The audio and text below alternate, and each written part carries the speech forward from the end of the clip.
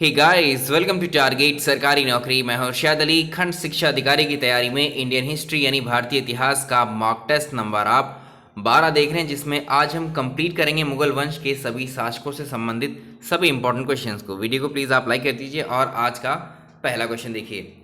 अकबर अपना धार्मिक विचार विमर्श कहाँ पर किया करता था? आपको उस प्लेस, उस जगह का नाम बताना है जहाँ पर बैठकर अकबर जो है अपने धार्मिक जो विचार थे उनको डिस्कशन करता था उनका। तो ये प्लेस का नाम आप जानते हैं, इसे हम कहते हैं इबादत खाना।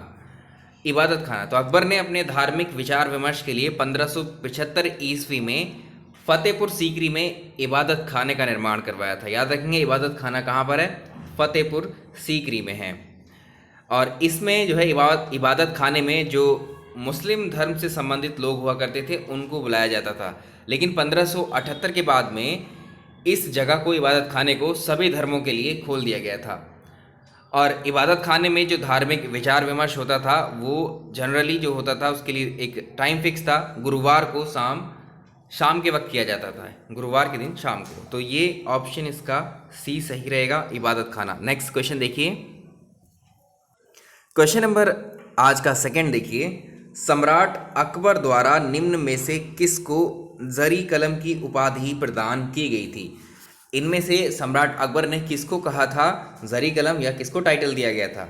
अकबर का शासनकाल अगर हम इसकी बात करें, इसके टाइम पीरियड जो है वो फारसी लिटरेचर के लिए गोल्डन पीरियड माना जाता है। तो अकबर का शासनकाल फारसी साहित्य का पुनर्जागरण काल कहा जाता है। ये क्वेश्चन आप याद रखेंगे।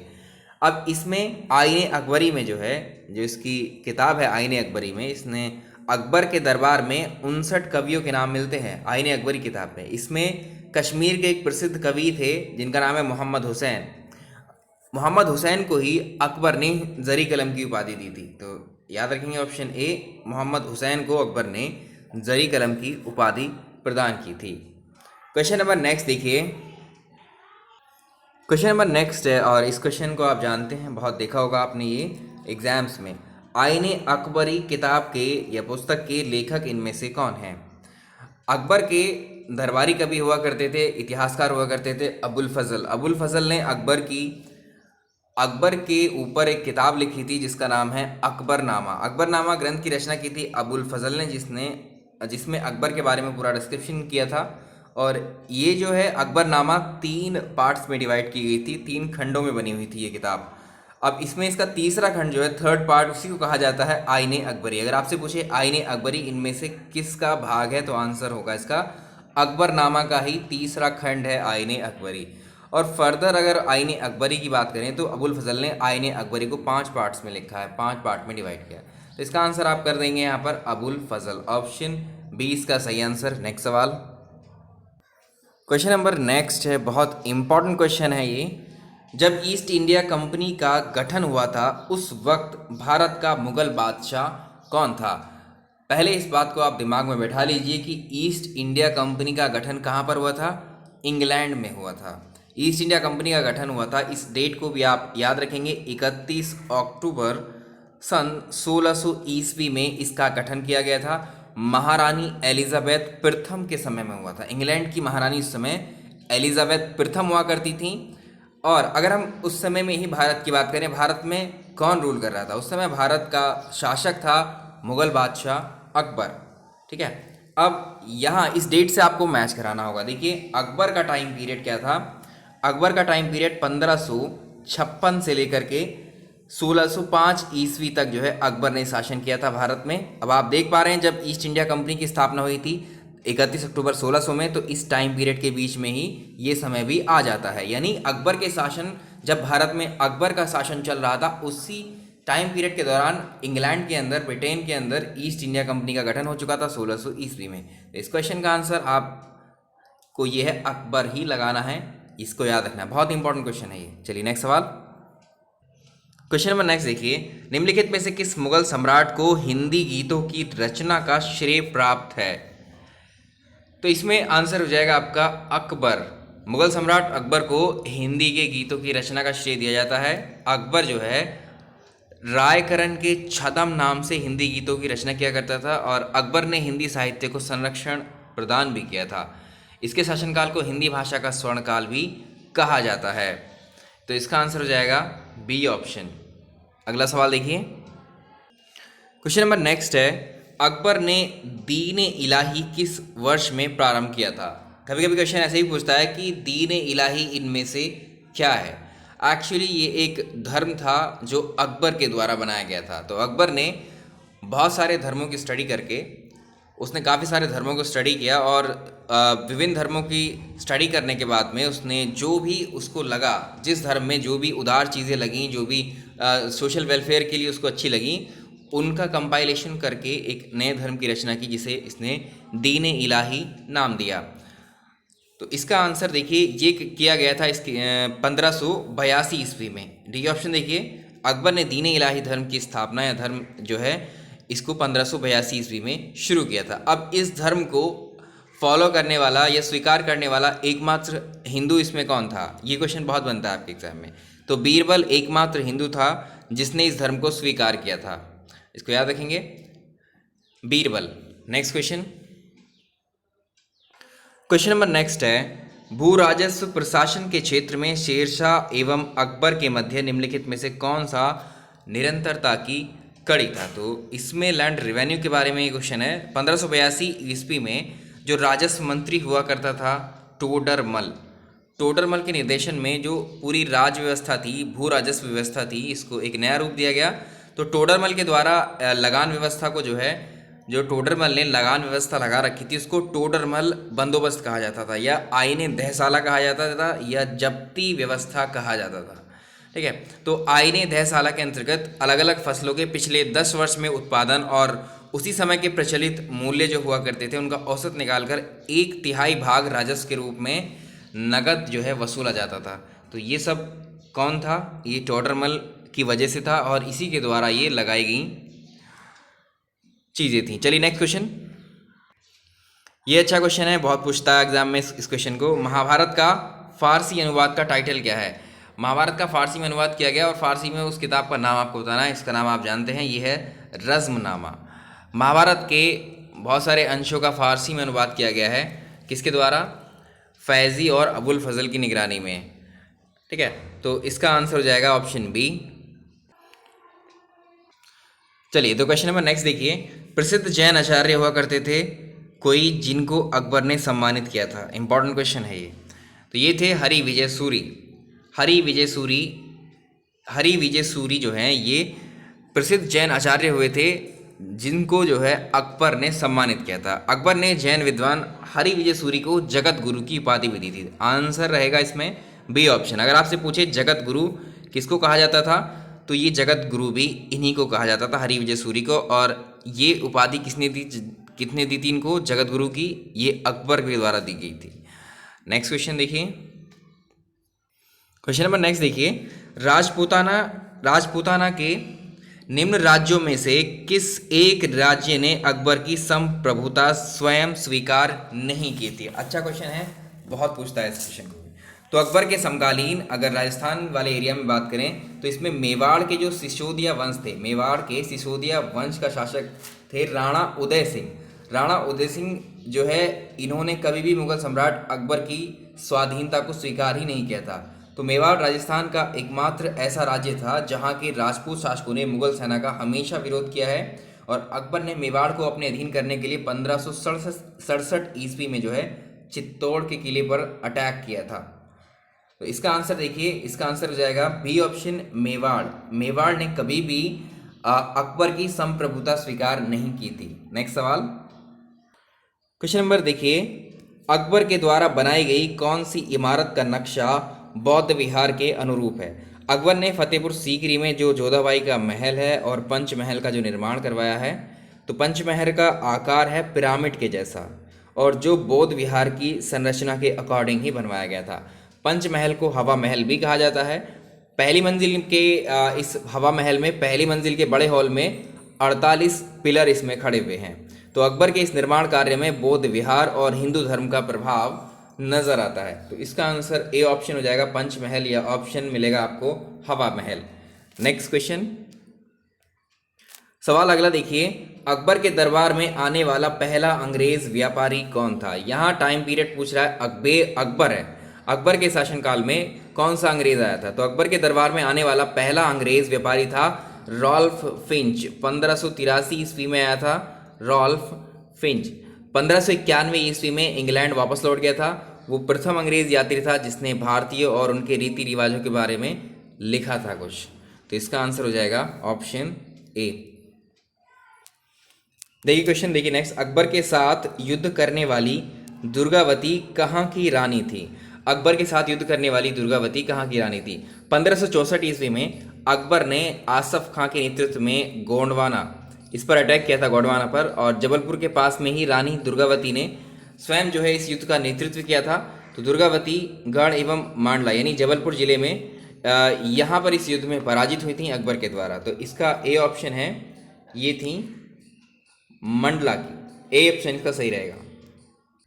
क्वेश्चन नंबर नेक्स्ट देखिए, दो अस्पा एवं सिंह अस्पा प्रथा किसने शुरू की थी? दो अस्पा सिंह अस्पा प्रथा किसने शुरू की थी? तो ये शुरू की गई थी जहांगीर के द्वारा। ये प्रशासनिक कार्य के अंतर्गत आती थी उसके।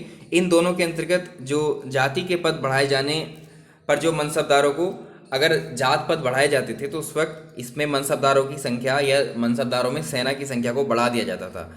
दो अस्पा में मनसबदारों को अपने सवार जो पद थे उसके 2 गुने घोड़े रखने पड़ते थे, और सिंह अस्पा में मनसबदारों को अपने सवार पद के लिए 3 गुने घोड़े रखने की इजाज़त होती थी। ठीक है, तो ये हो गया आंसर इसका बी ऑप्शन, जहांगीर के टाइम की बात है ये, जहांगीर। नेक्स्ट क्वेश्चन देखिए, क्वेश्चन नंबर नेक्स्ट है, जहांगीर ने सर थॉमस रो को कहाँ मिलने का अवसर दिया था?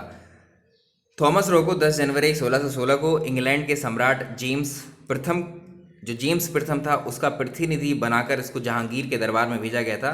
तो जहांगीर ने इससे अजमेर में पहली बार मिलने के लिए बोला और ये मिले भी वहाँ पर। तो इसका आंसर हो जाएगा ऑप्शन बी।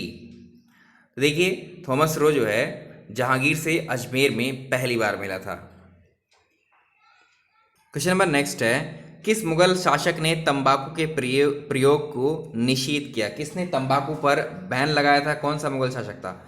तो लोक कल्याण की भावना से या लोक कल्याण के कार्यों से संबंधित अगर हम बात करें जहांगीर की, तो जहांगीर ने 12 ऑर्डिनेंस 12 अध्यादेश जारी किए थे, घोषणा की थी इन अध्यादेशों की, जिसमें शराब, तंबाकू और जितने भी मादक पदार्थ होते हैं उनकी बिक्री, उनका निर्माण पर पूरी तरह बैन लगाया था इसने। तो ऑप्शन इसका सी हो जाएगा, ये जहांगीर ने किया था।